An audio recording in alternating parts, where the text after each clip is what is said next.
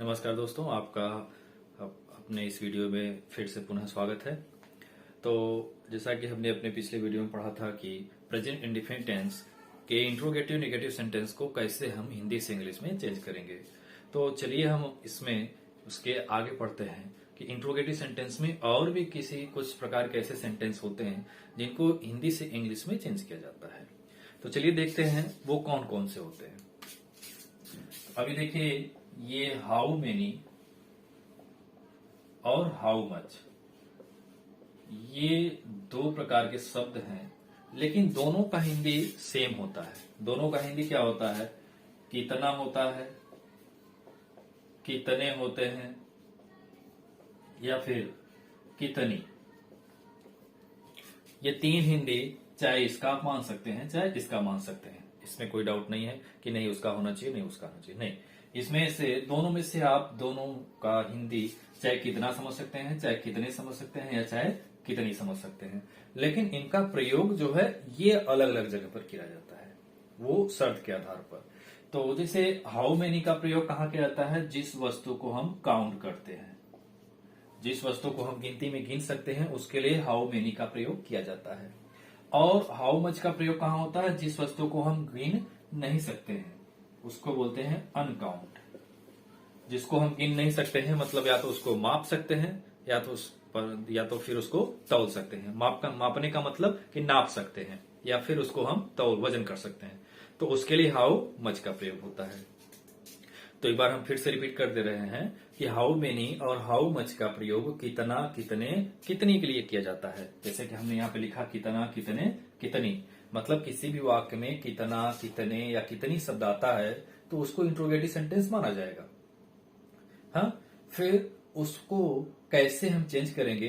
तो याद रखिएगा कि कितना, कितने, कितनी के लिए हाउ मेनी या हाउ मच का प्रयोग किया जाता है। तो हाउ मेनी का प्रयोग कब करेंगे? जब वो वस्तु, मतलब जिस वस्तु के बारे में हम बात कर रहे हैं, तो वो गिनती में गिना जाता है तो उसके लिए हाउ मेनी का प्रयोग होता है। और यदि वह वस्तु गिनती में नहीं गिना जाता है, उसको नापा जा सकता है या फिर उसको वजन किया जा सकता है, तो उसके लिए हाउ मच का प्रयोग किया जाता है। समझ रहे? तो चलिए इसका स्ट्रक्चर देखते हैं कि कैसे इसका स्ट्रक्चर, मतलब कि कैसे इसको इंग्लिश में हम चेंज करेंगे। तो सबसे पहले हम लिखेंगे हाउ मेनी या फिर हाउ मच। फिर इसके तुरंत बाद हम लिखेंगे नाउन। नाउन मतलब समझ रहे हैं कि वाक्य में सब्जेक्ट को छोड़कर जो दूसरा नाउन लिखा रहेगा उसको हाउ मेनी या हाउ मच के जस्ट बाद ही लिखा जाएगा। फिर इसके बाद तब हम लगाएंगे डू या डज लिखेंगे, तब इसके बाद सब्जेक्ट लिखेंगे, फिर इसके बाद वर्ब का फर्स्ट फॉर्म लिखेंगे। वर्ब का कौन सा फॉर्म लिखेंगे? First form. फिर उसके बाद क्या लिखेंगे? ऑब्जेक्ट। और वाक्य के अंत में क्वेश्चन मार्क लगाएंगे। यदि वाक्य के अंत में क्वेश्चन मार्क हम नहीं लगा रहे हैं तो वाक्य क्या हो जाएगा? गलत हो जाएगा। तो अब रूल क्या है? हाउ मेनी लिखेंगे या फिर हाउ मच, वो तो सेंटेंस के शब्द के आधार पर है कि हाउ मेनी लगाना है या हाउ मच। फिर उसके तुरंत बाद हमें नाउन लिखना है, मतलब उस वाक्य में सब्जेक्ट को छोड़कर जब कोई दूसरा नाउन रहेगा तो वह इनके बाद ही तुरंत लिखना है। फिर उसके बाद क्या लिखना है? डू या डज लिखना है, फिर सब्जेक्ट लिखना है, फिर उसके बाद वर्ब का फर्स्ट फॉर्म लिखेंगे। वर्ब का कौन सा फॉर्म लिखेंगे? First form. फिर उसके बाद क्या लिखेंगे? ऑब्जेक्ट। ठीक है, तो अब चलिए सेंटेंस बना के समझते हैं कि राम कितना पानी पीता है, क्वेश्चन मार्क। राम कितना पानी पीता है। तो इस तरह के वाक्य जब हमको मिले तो सबसे पहले आप उसको समझने की कोशिश करिए कि ये सेंटेंस है क्या। तो अब चलिए यहां से यहां हम देखते हैं पूरा कि राम कितना पानी पीता है। कितना शब्द आ गया ना? तो इसका मतलब है कि यहां पर हाउ मेनी या हाउ मच लगेगा, दोनों में से एक ठो लगेगा। फिर इसके आगे बढ़ते हैं कि पानी है, पानी पीता है, पानी पीता है। पानी क्या है? ये नाउन है, नाम है ना, तो ये नाउन हो गया। अब पीता है, ये वर्ब है। तो अब चलिए देखते हैं कि पानी को हम गिन सकते हैं कि वजन किया जाता है। पानी को तो वजन किया जाता है, तो इसका मतलब है यहां पर लगेगा हाउ मच। यहां पर हम लिख दिए हाउ मच। फिर नियम क्या है? नाउन आएगा, तो नाउन यहां पर क्या है? पानी है, वाटर। फिर इसके बाद क्या आएगा? हेल्पिंग वर्ब डू या डज, तो राम है किसी का नाम तो डज आ गया।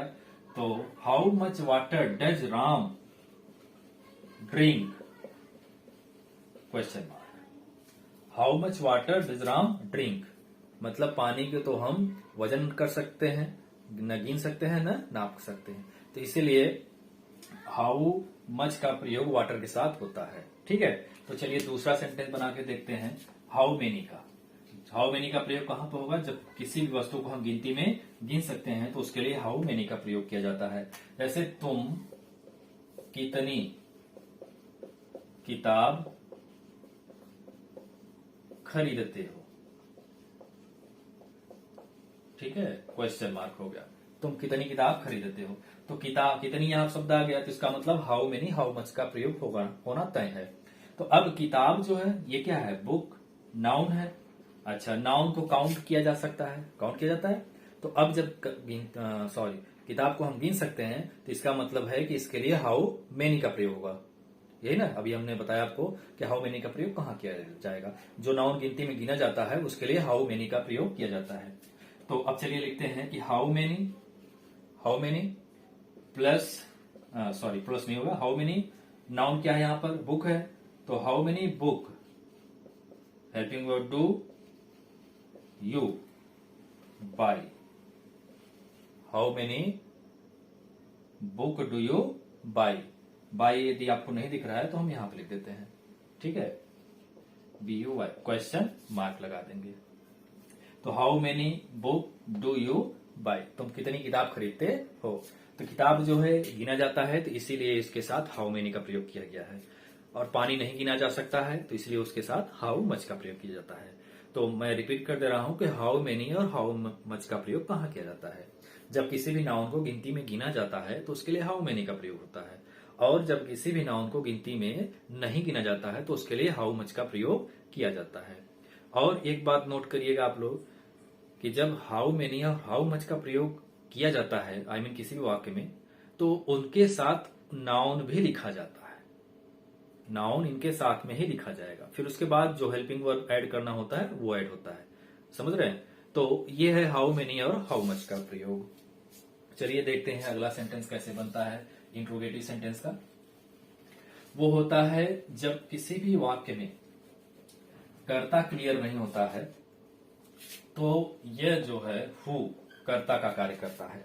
जब किसी भी वाक्य में कर्ता क्लियर नहीं होता है तो हु का प्रयोग किया जाता है, जो कि हु यह स्वयं कर्ता का कार्य करता है।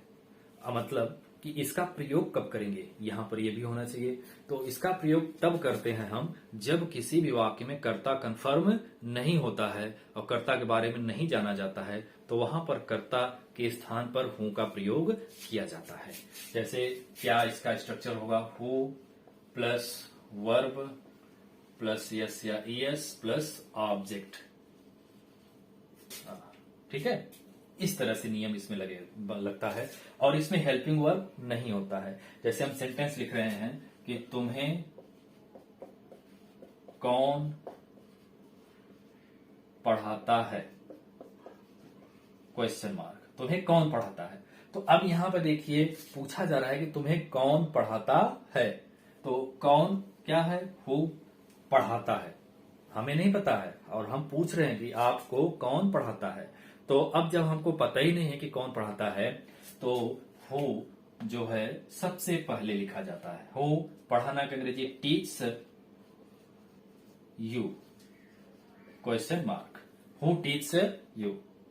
तुम्हें कौन खाना देता है, who gives you food, question mark. तुम्हें कौन मारता है, who beats you. I mean जब भी किसी भी वाक्य में किसी भी कर्ता के बारे में पूछा जाएगा कि कार्य को करने वाला कौन होता है, तो सबसे पहले वह वाक्य क्वेश्चन वर्ड हु से प्रारंभ किया जाता है, और इस तरह के वाक्य में डू या डज का प्रयोग नहीं किया जाता है, ठीक है। और वर्ब में यस या ईएस का प्रयोग अवश्य किया जाता है। तो ये था हमारा पूरा इंट्रोगेटिव सेंटेंस का लेसन। अब प्रेजेंट इंडिफिनिट टेंस का हमने पूरा चैप्टर पढ़ा दिया है। और यदि कोई हमारे वीडियो को नहीं देख पाए हैं तो हमारे चैनल पर जाइए और प्रेजेंट इंडेफिनिट टेंस के हर एक वीडियो को देखिए, तो आपका क्लियरेंस हो जाएगा पूरा। यदि उसमें कोई डाउट हो तो आप मुझे कमेंट करके बता दीजिए। अब इसके अगले वीडियो में हम अगला चैप्टर पढ़ें।